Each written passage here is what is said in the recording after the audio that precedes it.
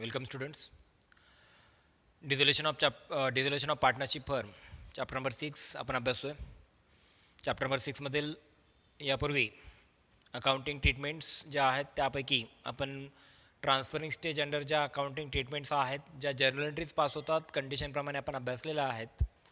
5 conditions आपण अभ्यासलेल्या होत्या. जसं की प्रिव्हियस व्हिडिओमध्ये आपण अभ्यासलं की transferring of assets to realisation account, transferring of liabilities to realisation account, transferring provisions to realization account, accumulated profit or reserves transferred to partners capital oblique current account, and transferring of accumulated loss to realization account.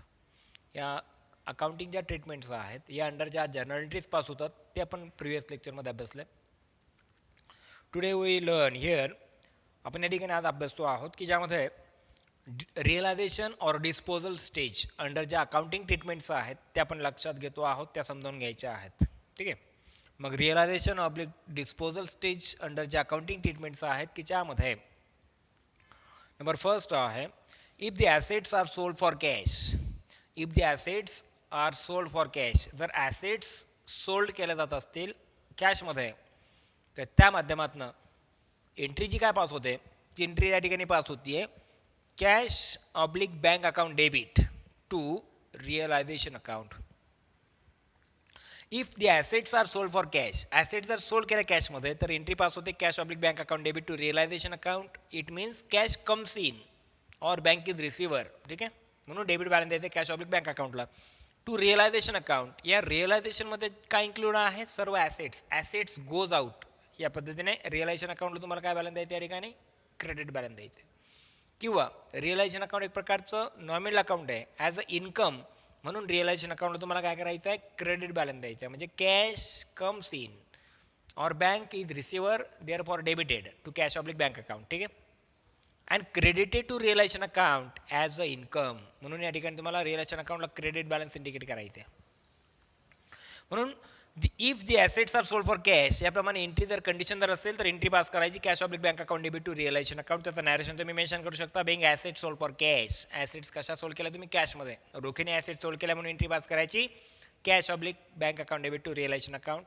याप्रमाणे ही dissolution सिच्युएशनमध्ये तुम्हाला entry pass करायची realisation और disposal stage under. ठीक आहे. त्यानंतर second number condition असणार आहे की if the assets are taken over by any partner. If the assets are taken over by any partner ही जर कंडिशन असेल तर या कंडिशनचा अर्थ होतो जर एखादी ॲसेट जर एखाद्या पार्टनरने जर घेतली असेल तर त्या कंडिशनला म्हणायचे assets taken over by any partner. एखादी ॲसेट जी असेल पार्टनरशिप फर्मची ती ॲसेट जर पार्टनरशिप फर्ममधील ॲसेट जर पार्टनरने टेकन ओव्हर केली तर त्याला म्हणायचं if the assets are taken over by any partner. मग एखादी ॲसेट जर टेकन ओव्हर केली पार्टनरने तर आपण एंट्री या ठिकाणी पास करायची की partners capital account debit to realisation account. Partners capital अकाउंटला तुम्हाला डेबिट बॅलन्स द्यायचं आहे. Partners capital oblique current account debit म्हणू शकता भारतात. Partners capital oblique current account debit to realisation account. या रिअलायझेशन या वर्डमध्ये काय मेन्शन केलं आहे ॲसेट.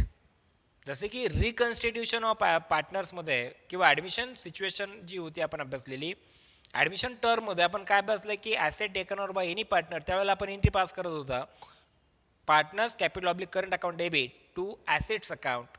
मात्र डिझोल्युशन सिच्युएशनमध्ये asset taken over by any partner या अंडर तुम्हाला एंट्री काय पास करायची आहे partners capital oblique current account debit to realisation account. आणि या एंट्रीचं तुम्हाला नॅरेशन मेन्शन करायचं आहे being asset taken over by partner. ठीक आहे. नंबर नेक्स्ट कंडिशन आपण अभ्यासतोय. सेकंड नंबर कंडिशन कळाली तुम्हाला रिअलायझेशन और डिस्पोजल स्टेज अंडर. ठीक आहे. नंबर थर्ड आहे फॉर पेमेंट ऑफ लायबिलिटीज. लायबिलिटीजचं जे काय पेमेंट आहे हे तुम्हाला रिअलायझेशन स्टेज म्हणजे करायचं आहे. मग पेमेंट ऑफ लायबिलिटीज अंडर या ठिकाणी for payment to outsiders liability. Outsider लायबिलिटीचं किंवा थर्ड पार्टीचं जे काही लायबिलिटीज आहेत त्या तुम्हाला पेड अप करायचे आहेत. मग या ठिकाणी काय मेन्शन केलं आहे for payment to outsiders liability. For payment to outsiders liability या अंडर तुम्हाला काय करायचं आहे एंट्री पास करायची.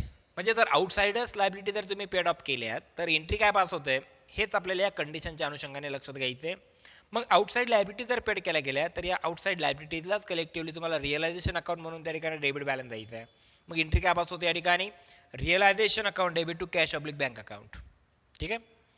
For payment to outsiders liability, outsiders लायबिलिटीचं जर तुम्ही पेमेंट केलं तर एंट्री पास होते realisation account debit to cash oblique bank account. या रिअलायझेशन वर्डमध्ये जो डेबिट बॅलन्स दिला त्यामध्ये काय इन्क्लूड आहेत, इनडायरेक्टली लायबिलिटीज. म्हणून realisation account debit to cash oblique bank account याप्रमाणे लायबिलिटीज पेड ऑफ या प्रकारच्या कंडिशनची एंट्री पास करायची आणि त्याचं नॅरेशन मेन्शन करायचं bank third party liabilities paid. Third party liabilities paid, तुम्ही थर्ड पार्टी लायबिलिटी जर पेड केल्यात तर एंट्रीज पास करायची dissolution under realisation account debit to cash oblique bank account याप्रमाणे. त्यानंतर for payment of liabilities under त्या ठिकाणी सब सेकंड नंबरची काय कंडिशन आहे की ज्यामध्ये sub condition number second, if any partner discharges any liabilities of the firm. याचा अर्थ असा होतो की एखाद्या पार्टनरने एखाद्या पार्टनरशिप फर्मची जी लायबिलिटी आहे ती डिस्चार्ज केली असेल, पेड ऑफ केली असेल, म्हणजे पार्टनरशिप फर्मची जी लायबिलिटी आहे ती जर एखाद्या पार्टनरने जर पेड ऑफ केली असेल, डिस्चार्ज केली असेल तर एंट्री काय पास केली जाते ते आपण लक्षात घेतोय की realisation account debit to partners capital oblique current account.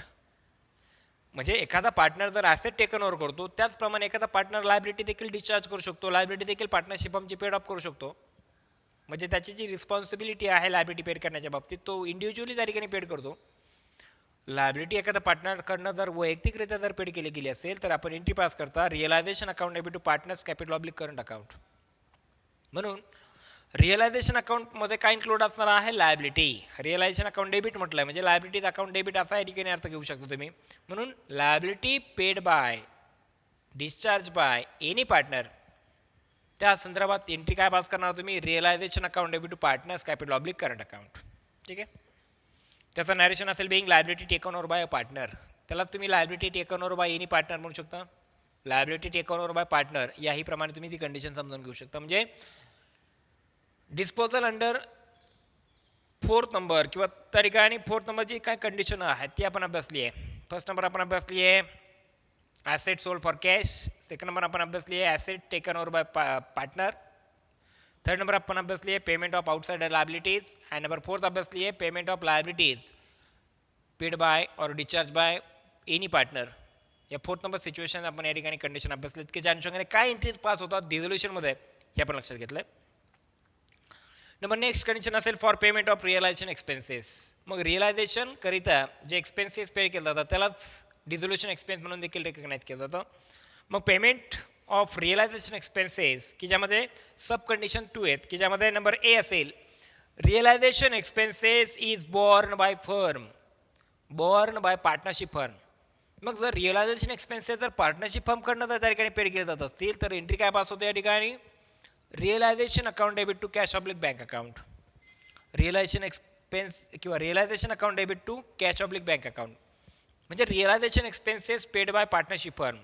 ह्या कंडिशनला तुम्हाला एंट्री पास करायची आहे realisation account debit to cash oblique bank account.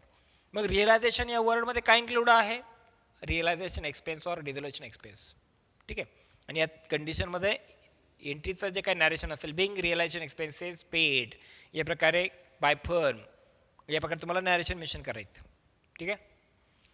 Sub condition next असेल number B realisation expenses is borne by any partner. मग realisation expenses borne by any partner जर एखाद्या पार्टनरने जर रिअलायझेशन एक्सपेन्स पेड केले असतील तर काय एंट्री पास केली जाते, realisation account debit to concern capital oblique current account. म्हटलं concern capital oblique current account. Concern म्हणजे ज्या पार्टनरने ती लायबिलिटी किंवा त्या पार्टनरने जी रिअलायझेशन एक्सपेन्स पेड केले त्या पद्धतीने realisation account debit to concern capital oblique current account किंवा partners capital oblique current account याप्रमाणे तुम्ही एंट्री पास करायची. म्हणजे realisation expenses paid by partnership firm और realisation expenses paid by partner या दोन कंडिशन्स आपण for payment of realisation expenses under लक्षात घेतलेत. रिअलायझेशन एक्सपेन्सेस पार्टनरशिप फर्मने जर पेड केलं तर एंट्री काय पास करणार तुम्ही, realisation account debit to cash oblique bank account.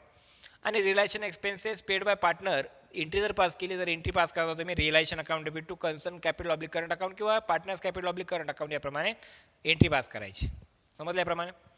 Number next आहे if commission is given to any partner for realising assets. जर एखाद्या पार्टनरला जर कमिशन पेड केलं गेलं असेल कशासाठी, if commission is given to any partner, if commission is given to any partner for realising assets. Assets realising करिता जर एखाद्या पार्टनरला जर कमिशन जर दिलं गेलं असेल तर या ठिकाणी एंट्री आपण पास करतोय realisation account debit to partners capital oblique current account. Partners capital oblique current account याप्रमाणे एंट्री पास करायची. कंडिशन काय होती, commission paid. If commission paid किंवा commission is given, if commission is given to any partner for realising asset, asset realising करिता जर पार्टनरने जर त्या ठिकाणी काही काम केलं असेल तर त्याकरिता जर काही कमिशन जर दिलं गेलं असेल त्या पार्टनरला, तर एंट्री पास केलं जाते realisation account debit to partners capital oblique current account याप्रमाणे. नेक्स्ट कंडिशन आपण अभ्यासतो, if any contingent liability is paid, कुठल्याही प्रकारची कंटिंजंट लायबिलिटी जर त्या ठिकाणी पेड केली गेली असेल, just like a liability not included in balance sheet, आणि अशी लायबिलिटी की जी बॅलन्स शीटमध्ये इन्क्लूड केलेली नसेल, does not appear in balance sheet, those liabilities as a contingent liability is paid. म्हणजे कंटिंजंट लायबिलिटी जर पेड केल्या असतील तर त्याला काय, त्या संदर्भात काय एंट्री पास करायची आहे तुम्हाला, realisation account debit to cash account oblique bank account. ठीक आहे, म्हणजे कंटिंजंट लायबिलिटी संभाव्य देयता, any other liability which is paid immediately, which is create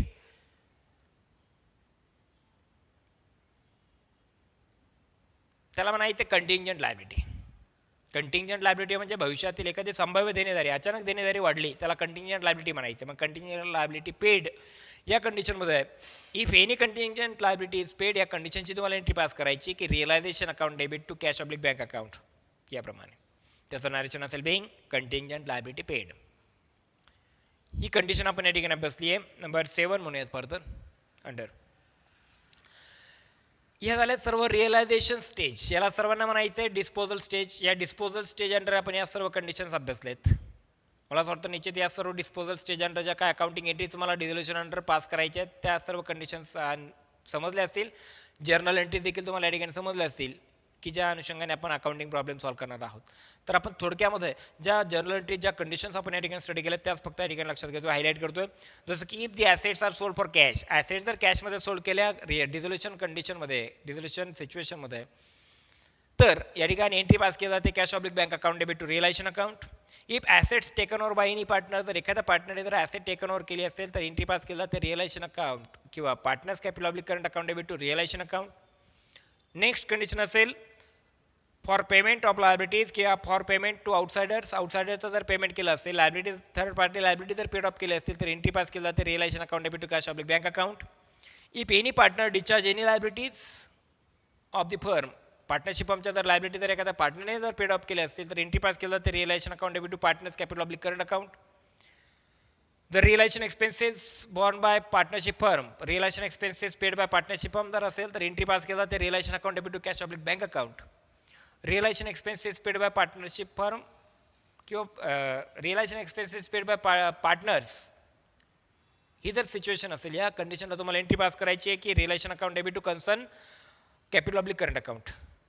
त्या ठिकाणी रिअलायझेशन एक्सपेन्स अकाउंट किंवा realisation account debit to concern capital oblique current account किंवा partners capital oblique current account याप्रमाणे एंट्री पास करायची. म्हणजे realisation expense borne by any partner, realisation expenses paid by any partner ही जर condition असेल तर entry काय पास करायची तुम्हाला, realisation account debit to concern capital oblique current account और partners capital oblique current account याप्रमाणे.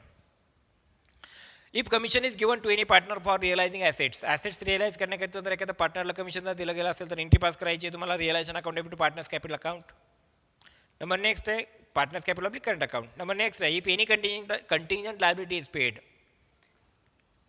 एखादी कंटिंजंट लायबिलिटी जर पेड केली असेल पार्टनरशिप फर्मकडनं तर एंट्री पास केली जाते realisation account debit to cash oblique bank account. Number next आहे for payment of partners loan. Suppose for payment of partners loan ही लास्ट नंबर स्टेज आहे रिअलायझेशन किंवा डिस्पोजल स्टेजमधील लास्ट नंबर कंडिशन आहे की for payment of partners loan. For payment of partners लोनमध्ये काय mention केलं आहे, as per the section 48 of the partnership act 1932 partners loan shall be paid after making the payment to third parties. Third parties payment केल्यानंतर तुम्हाला या प्रकारचं partners loan काय करायचं असतं, पेड करायचं आहे. It should not be transfer to realisation account. आणि हे पार्टनर्स लोन रिअलायझेशन अकाउंटला ट्रान्सफर केलं जात नाही. The loan due to a partner is paid and the entries आणि लोन हे त्या ठिकाणी पार्टनरला पेड केलं जातं. मग जर पार्टनर्सकडनं घेतलेलं लोन पार्टनरशिप फर्मकडनं जर पार्टनरला पेड केलं जात असेल तर एंट्री पास केलं जाते partners loan account debit to cash oblique bank account. म्हणजे loan paid to partner entry pass होते partners loan account debit to cash oblique bank account. त्याचं नॅरेशन तुम्हाला मेन्शन करायचं आहे being repayment of partners loan. तर अशा पद्धतीने disposal stage under, realisation stage under तुम्हाला या अकाउंटिंग जर्नल एंट्रीज पास करायच्या आहेत की ज्यामध्ये आपण सर्व कंडिशन या ठिकाणी लक्षात घेतले आहेत की याच अनुषंगाने अकाउंटिंग प्रॉब्लेम्स आपल्याला सॉल्व करायचे आहेत. ठीक आहे. नेक्स्ट व्हिडिओमध्ये आपण डिस्ट्रीब्युशन स्टेज अंडर ज्या अकाउंटिंग एंट्रीज आपल्याला पास करायच्या आहेत त्या समजून घेणार आहोत. ठीक आहे. थँक्यू.